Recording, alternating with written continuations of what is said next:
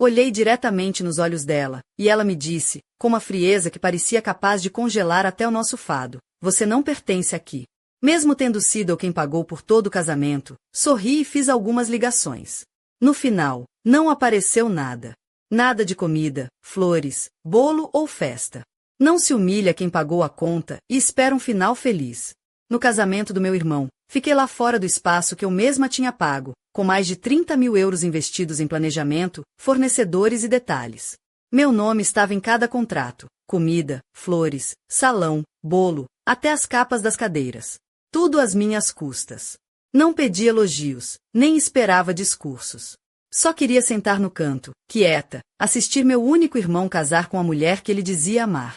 Mas, quando cheguei, vestida com um vestido simples, sapatos baixos e um sorriso no rosto, carregando um presente pensado com carinho, a noiva veio na minha direção. O olhar dela era de puro desprezo. E ela falou alto, para que todo mundo escutasse, inclusive minha mãe e alguns convidados: você não pertence aqui. Não foi um cochicho, nem esperou para ficar sozinha comigo. Foi uma sentença proferida em público. E meu irmão estava ali, imóvel, sem me defender, sem esboçar reação, apenas me deixou ir embora como se eu fosse uma estranha. Eles achavam que eu ia chorar, fazer escândalo, mas não. Fui embora com calma, sentei no meu carro e abri o telefone. Em menos de 10 minutos, cancelei todos os serviços ligados ao casamento. Porque, veja bem, não se diz para quem pagou tudo que não pertence ao evento e espera que tudo corra bem. Agora vou contar a história completa de como transformei o sonho deles num desastre total. E a parte em que os convidados chegam e encontram um salão vazio? Essa nem é a melhor. Fica comigo. Meu nome é Clara Silva. Tenho 38 anos, sou solteira e dirijo um pequeno, mas bem-sucedido escritório de contabilidade em Évora. No papel, a minha vida parece ajeitadinha, renda decente, casa sossegada, nenhum escândalo para contar. Mas se perguntar à minha família, sempre fui a responsável, a certinha, nunca a preferida. E isso é muito diferente. Crescendo, meu irmão mais novo, Daniel, era o centro do universo para todos. Ele era o bebé, o menino de ouro. Não particularmente esperto, trabalhava só quando queria, mas tinha um charme natural. Mesmo quando esquecia de alimentar o cão ou trazia advertências da escola, era perdoado. Ele é só um rapazinho, dizia minha mãe, rindo e deixando passar. Deixa o menino ser. Eu nunca tive essa sorte. Desde os 9 anos, enquanto ele tinha 4, ficou claro que meu papel era ceder, ser paciente, abrir mão. A frase favorita da minha mãe era: Clara, você é a mais velha, devia saber melhor. Se fosse deixar o Daniel comer o último doce, ficar calada quando ele quebrava meu presente de aniversário ou fingir que não me importava quando ele recebia elogios por coisas que eu fizera, eu fazia. Minha vida virou um mar de concessões silenciosas. Isso é o que chamam de família, certo? No liceu, a diferença entre nós era gritante. Daniel mal se aguentava nas notas e na popularidade, mas cada pequena conquista dele era celebrada como um milagre. Eu me formei com louvor, ganhei bolsa para uma universidade boa, e meus pais quase não foram à cerimônia. Meu pai teve que trabalhar, minha mãe estava constipada, e Daniel tinha treino de futebol. Lembro-me de estar com a Beca e o Capelo, vendo outras famílias cercarem seus filhos com flores e abraços, enquanto eu sorria educadamente e me dizia que não importava. Mas importava. Muito. Porém, nunca falei nada. Esse era o meu papel. A Clara quieta, independente, que não precisava de aplausos, nem ajuda, e, certamente, não podia fazer cena. Sepultei o ressentimento, dizendo a mim mesma que o Daniel precisava de mais atenção, que se eu continuasse presente, um dia eles viriam a mim também. Depois da universidade, construí minha vida tijolo a tijolo. Nunca pedi um cêntimo aos meus pais. Trabalhei em 2 empregos, morei num apartamento pequeno e, aos poucos, abri minha própria empresa. Quando Daniel desistiu da faculdade para se encontrar, meus pais nem pestanejaram. Quando ele bateu o carro e precisou de um empréstimo, enviaram-lhe 5 mil euros sem hesitar. Nunca perguntei porque nunca tive esse tipo de ajuda. Sabia a resposta: você é a que não precisamos preocupar. Só anos depois percebi o quanto essa dinâmica me moldou, até nos relacionamentos. Namorei um homem por 4 anos que me fazia sentir uma coadjuvante. Quando terminou, disse que eu era ótima, mas sem graça. Isso doeu mais do que ele imaginava, porque toda a minha vida eu aprendia que ser estável, generosa e responsável não era motivo para comemorar.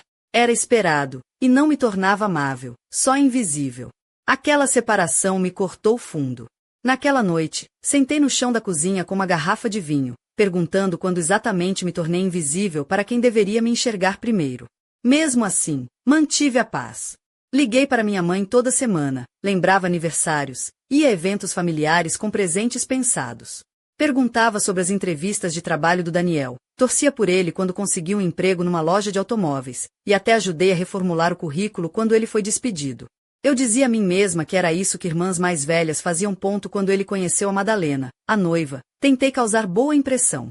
Ela era mais nova, elegante, sempre no telemóvel. Trabalhava com organização de eventos, embora nunca explicasse direito o que. A primeira vez que nos encontramos, ela me lançou um olhar que eu engoli como nervosismo. Mas algo nela me lembrava aquelas pessoas que te veem útil, mas não digna de atenção. Mesmo assim, quando ficaram noivos, não hesitei. Minha primeira reação não foi ciúmes ou receio, foi como posso ajudar. Porque, apesar de tudo, eu queria fazer parte. Queria importar. Ofereci-me para ajudar no planeamento, não como a irmã controladora, mas como alguém que já tinha experiência e queria que o dia corresse bem. Quando hesitaram por causa do dinheiro, dos custos do espaço, catering e fotografia, disse: deixem comigo. Considerem isto o meu presente de casamento. Eles ficaram espantados. Daniel abraçou-me, Madalena chorou, e minha mãe disse: Clara, isso é tão generoso da tua parte. Pela primeira vez em anos, senti que talvez tivesse finalmente entrado no círculo do qual sempre estive à margem. Mas eu devia ter lembrado que, na minha família, generosidade nunca era retribuída, era só esperada. E amor não era demonstrado pelo esforço, mas dado àqueles que gritavam mais alto por ele. Eu não sabia então, mas tudo que eu achava que estava a construir, pontes, ramos de oliveira, sacrifícios silenciosos, estava prestes a ser destruído. E tudo começou com 8 palavras simples, ditas naquele casamento: você não pertence aqui. Desta vez, eu não sairia calada. Cerca de 6 meses depois daquele momento silencioso que mudou tudo, estava sozinha na minha cozinha depois de um desgosto amoroso, quando Daniel me ligou para contar que estava noivo. Eu estava a olhar a chuva deslizar pela janela da cozinha, com uma chávena de café já fria na mão, quando o ecrã do telemóvel se iluminou com o nome dele. Ele não ligava muito, só mensagens rápidas ou respostas curtas no grupo da família. Atendi imediatamente, esperando algo banal. Em vez disso, senti a excitação pura dele. Ela disse que sim, gritou. Pisquei os olhos. Quem? A Madalena? Ele riu. Estamos noivos. Houve uma pausa, breve, mas reveladora. Talvez esperasse que eu gritasse, chorasse de alegria, pedisse detalhes. Mas a minha reação instintiva foi dizer algo sincero e estranho, quase ensaiado: estou feliz por vocês, Daniel. E estava, ou pelo menos queria estar. 2 semanas depois, encontrei-me com Madalena num jantar. Ela escolheu um restaurante moderno, chique, daquelas casas onde o vinho vem em copos do tamanho de aquários e as entradas parecem esculturas contemporâneas. Ela era educada, impecável, mas havia uma rigidez no sorriso e um frio no tom quando falava comigo. Chamava-me Clara com a mesma energia que se usa para tratar um funcionário da recepção. Mesmo assim, fiz um esforço. Perguntei como se conheceram, como foi o pedido, como ia o planeamento. As respostas dela eram curtas, mecânicas, e dava para notar o incômodo quando Daniel interrompia com piadas ou histórias. Riamos, mas sem brilho nos olhos. Já tinha visto mulheres assim antes, polidas, compostas e silenciosamente calculistas. Depois do jantar, ofereci-me para pagar a conta. Ela não protestou, nem agradeceu, só acenou como se fosse esperado. Mais tarde, Daniel confessou-me que estavam a ficar desesperados com o orçamento do casamento.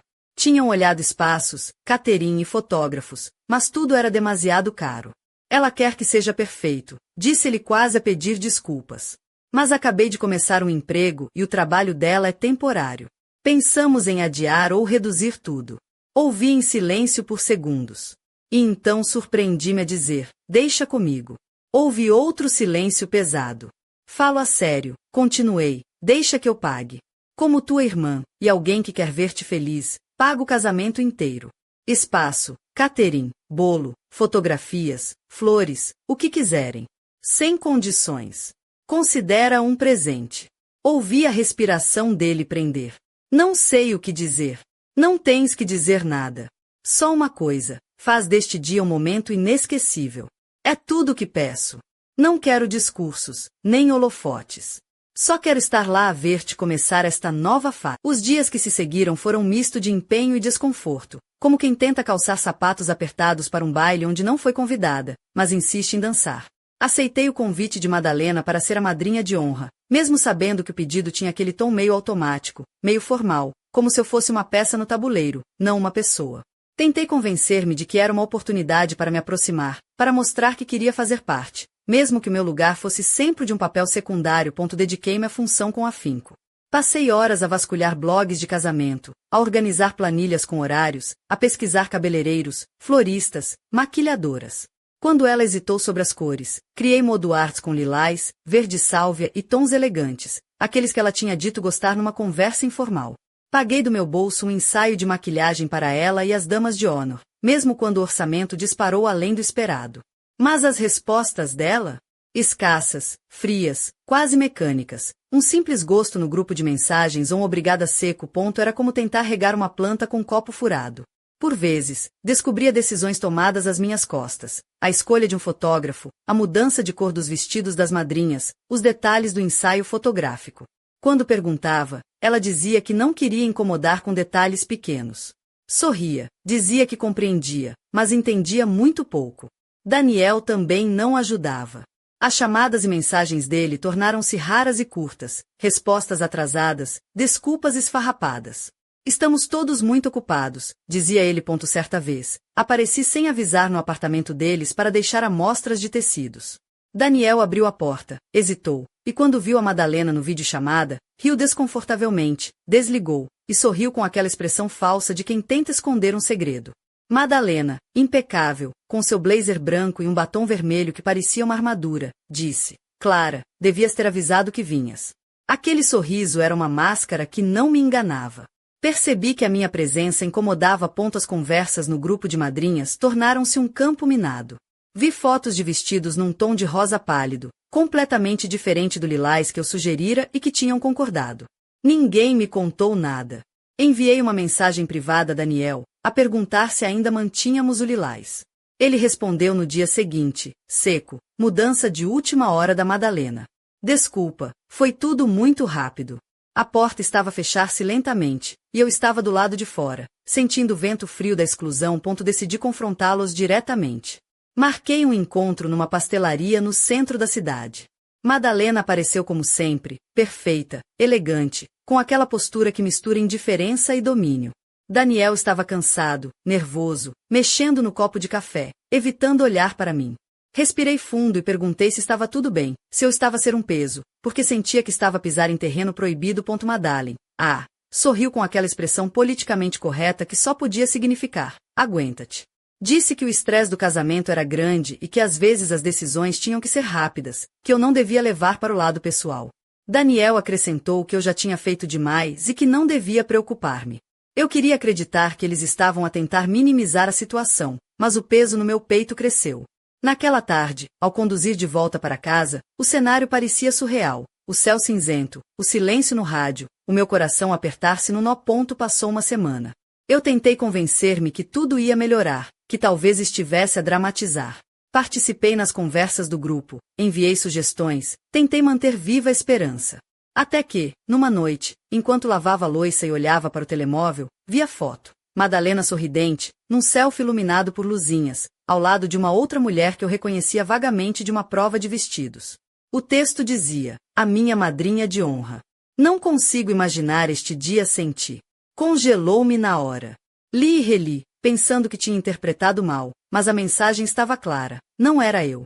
Fui substituída silenciosamente, apagada sem aviso, como se nunca tivesse existido.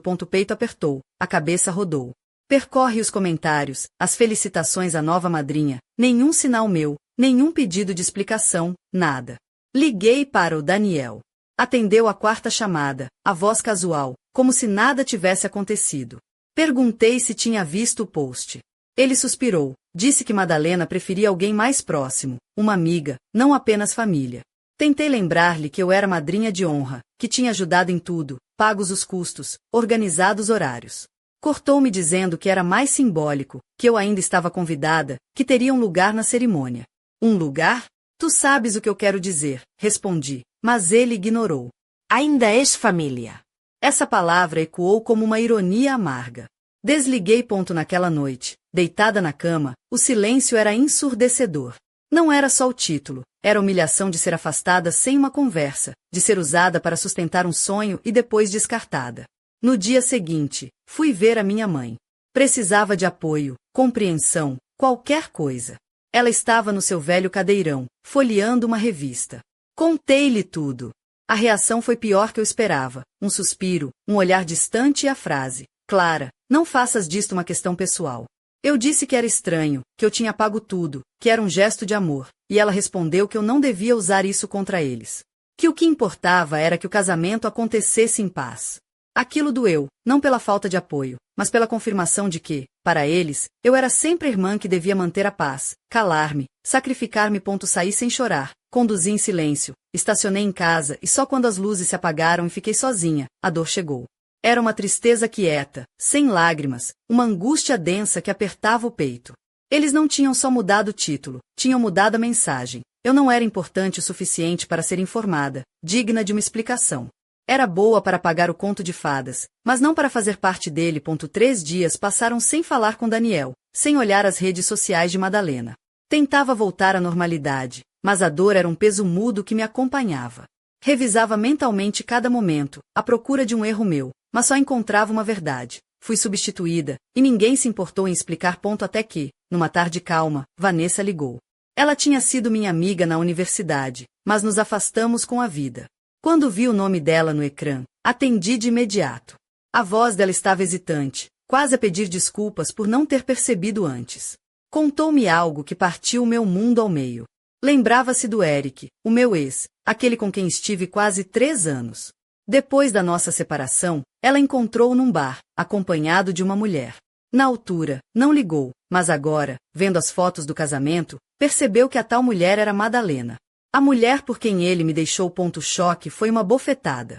Recordei as mudanças de comportamento do Eric, as mentiras, a distância. Aquele nome, bem, apareceu no meio da conversa, e percebi que Madalena sabia quem eu era desde o início. Sabia que eu era ex do Eric, mas escolheu entrar na nossa família de qualquer forma, planeando tudo para me afastar. Sorri ironicamente para o telefone.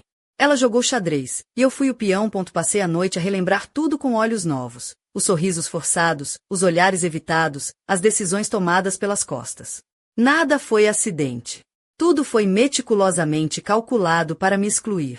A raiva, que eu tinha enterrado durante anos, voltou com força.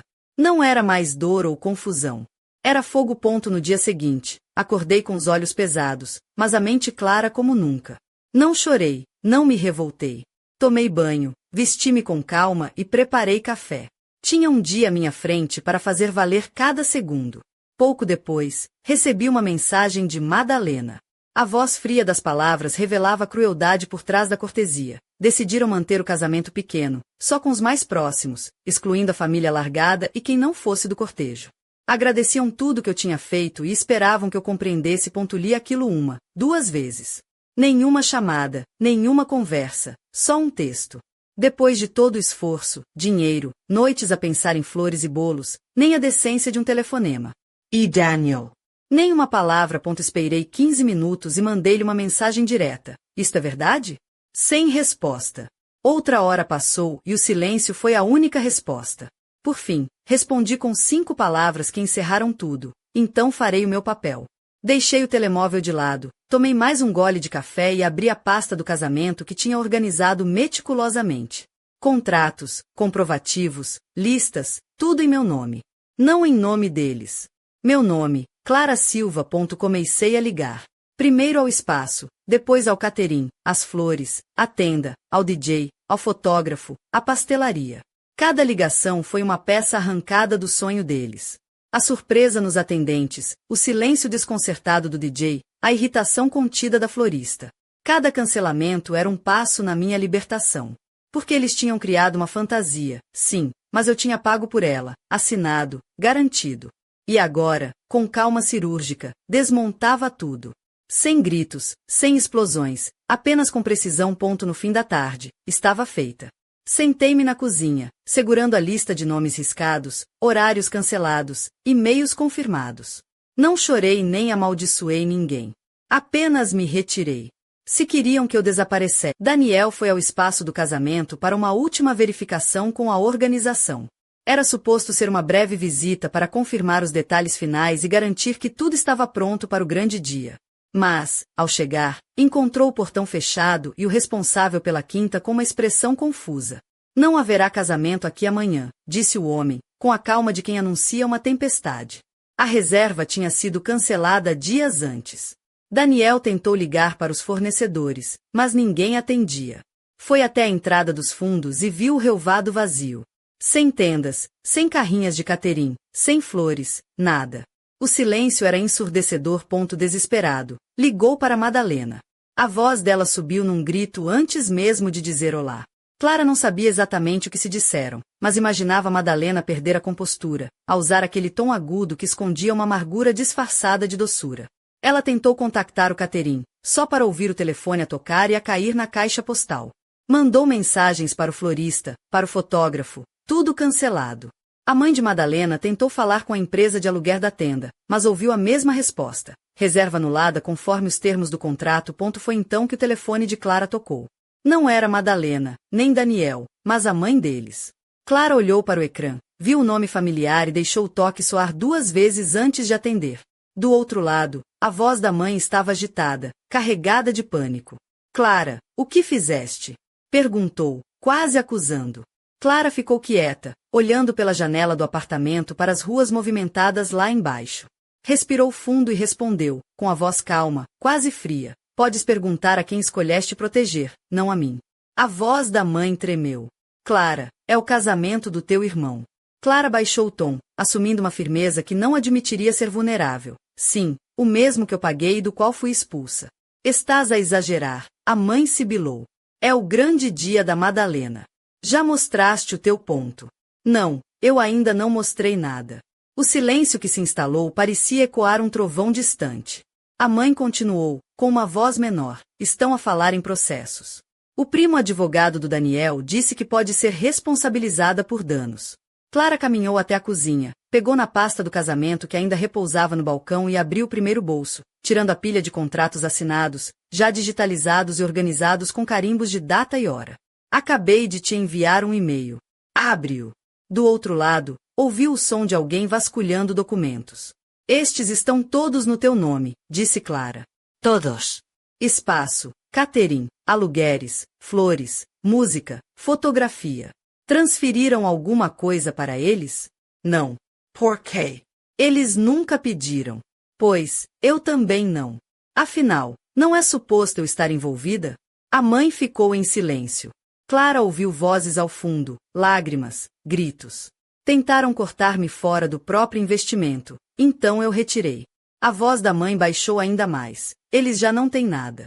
Os convidados estão a chegar amanhã, estão à espera. Devem ter pensado nisso antes de me mandarem aquela mensagem. A mãe tentou uma última súplica. Clara, isto vai ficar na tua história. As pessoas vão falar. Que falem, respondeu Clara. Desligou o telefone com suavidade, não bateu a porta, não chorou. Ficou à janela, imóvel, observando as sombras alongarem-se na rua. Aquele dia devia ser deles. Agora seria o dia em que aprenderiam que não se corta fora quem segura todas as pontas. Não sem estar preparado para ver tudo desabar. Na sexta-feira à tarde, o salão da Câmara Municipal não devia ter aquele ar fúnebre, mas tinha. O cheiro a cera de chão polido misturava-se com flores murchas, e os poucos convidados chegavam com olhares confusos e vozes baixas, a tentar entender por que motivo o casamento grandioso se tinha reduzido a uma sala minúscula, com cadeiras de metal e um juiz com uma toga antiga. Cheguei cedo, vestida com um vestido azul marinho simples e elegante, sapatos baixos, sem maquilhagem ou joias. Preferia invisibility. A sala não tinha música, nem decoração, só uma fila de cadeiras e uma mesa com documentos e um buquê que parecia ter sido comprado no supermercado. Os convidados cochichavam, alguns irritados, outros perplexos. Os familiares mais velhos estavam especialmente desconcertados, claramente à espera de algo mais pomposo. Madalena entrou primeiro, agarrada ao braço de Daniel. O cabelo preso às pressas, maquilhagem ligeiramente borrada nos olhos, sorriso tenso e forçado. Ele parecia pálido, os olhos cansados e inquietos, à procura de uma saída. Eu mantive-me em silêncio, encostada à parede, observando tudo. A cerimônia começou sem cerimônia. O juiz limpou a garganta e leu o texto padrão, sem música, sem entrada triunfal, só palavras vazias. Notei olhares de soslaio, sussurros quando me reconheciam. Alguns convidados olhavam para os programas como se ali encontrassem respostas. Mas não havia programas. Nada fora planeado, ponto, e então, aconteceu. A tia bem-vinda, com seus 72 anos, viúva 2 vezes e personalidade mais afiada que navalha, levantou-se na segunda fila.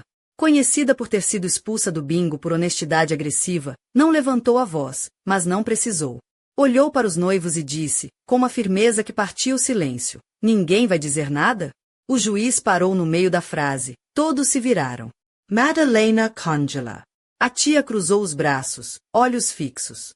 Expulsaste a tua irmã, que pagou tudo. Ela está aqui, e nós temos que sentar e fingir que isto não é humilhante? Um suspiro percorreu a sala. Daniel pareceu levar um soco no peito. Madalena abriu a boca, fechou-a sem palavras, o rosto pálido. A tia continuou, implacável. Eu cancelei a minha cirurgia da anca para estar aqui. Disseram-me que o casamento era na Quinta Vilo.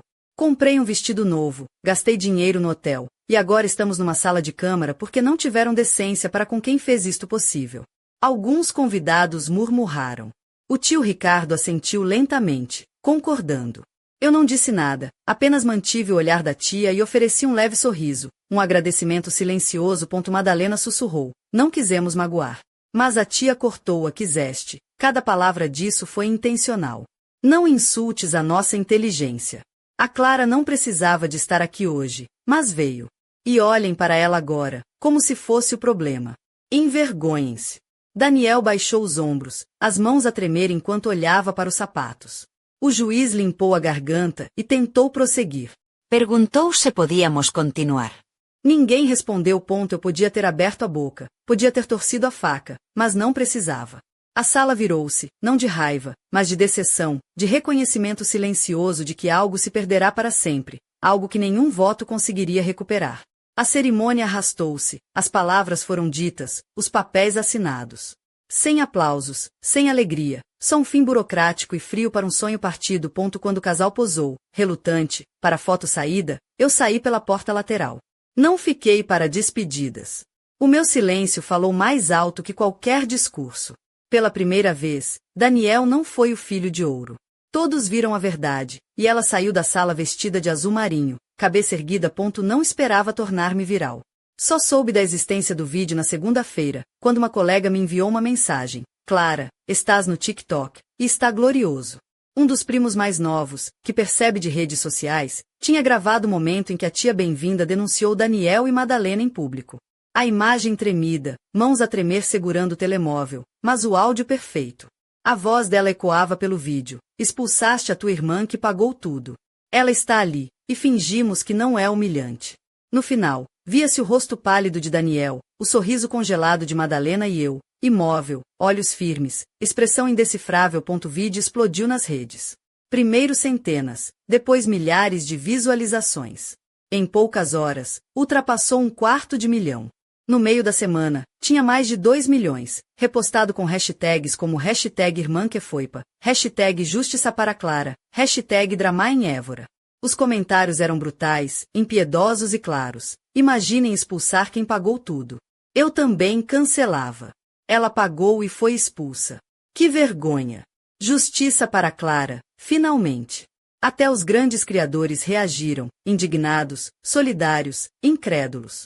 Um terapeuta familiar fez uma análise, um advogado explicou os direitos, um influencer financeiro elogiou a minha contenção, chamando a minha vingança mais fria e merecida de sempre. O Instagram de Madalena tornou-se um campo de batalha. O seu perfil, antes cuidadosamente curado, foi invadido por comentários raivosos e emojis sarcásticos. Tentou fechar os comentários, depois tornar a conta privada, mas a internet não esquece. Capturas de ecrã circularam. Seguidores começaram a deixar de a seguir. Até algumas das amigas do cortejo a abandonaram publicamente, com legendas do tipo "não posso apoiar isto". Daniel não teve vida fácil. O vídeo chegou aos colegas, espalhou-se pelo Reddit, apareceu no quadro de avisos da empresa. Um colega brincou no almoço. Dan, se te pagar um café, posso sentar contigo ou vou ser expulso na próxima semana? Ele não riu. Parou de aparecer no trabalho poucos dias depois. Eu permaneci em silêncio. Os dias que se seguiram foram um turbilhão silencioso, onde cada momento parecia pesar como uma tonelada de chumbo no peito. Ainda assim, mantive-me firme, como uma oliveira antiga que resiste às tempestades, mesmo quando as raízes já não encontram o terreno firme que esperavam. A sensação de que tinha finalmente rompido com o papel que me moldaram a desempenhar era libertadora, mas trouxe consigo um vazio inesperado, um espaço onde antes havia esperança e vontade de pertencer. O escritório de contabilidade tornou-se meu refúgio, o local onde podia mandar, organizar e controlar, longe dos dramas familiares que me consumiam. Vestia-me com a mesma determinação com que enfrentava os números, blusas de seda delicada, saias lápis que abraçavam as minhas curvas sem me expor em excesso, sapatos de salto médio que me davam a confiança de que precisava para dominar as reuniões. Um colar simples de prata repousava no meu pescoço, brilhando suavemente à luz do dia, um pequeno toque de feminilidade e força que me lembrava quem eu era de verdade. O contraste entre a mulher que eu era no trabalho e aquela que tinham tentado apagar em casa era gritante. E isso era um pequeno triunfo pessoal. Porém, mesmo com a rotina de trabalho ocupar os meus dias, a sombra da traição familiar pairava sobre mim. A ausência das mensagens, dos telefonemas, até mesmo das notícias rotineiras, deixava um espaço que ninguém conseguia preencher. Às vezes, sentava-me à janela do meu apartamento no centro histórico de Évora, observando as ruas de pedras antigas, os carros que passavam e as pessoas que seguiam as suas vidas, e sentia uma saudade aguda de um lugar onde me sentisse verdadeiramente acolhida. Foi numa dessas tardes, enquanto o sol dourava as fachadas caiadas, que recebi um envelope sem remetente. A caligrafia era familiar, mas havia algo de hesitante na forma como as letras se curvavam na página. Abri-o com cuidado e encontrei uma carta. Poucas palavras, mas carregadas de significado. Era da tia Bem-vinda, aquela mesma que fora a voz da razão no dia do casamento.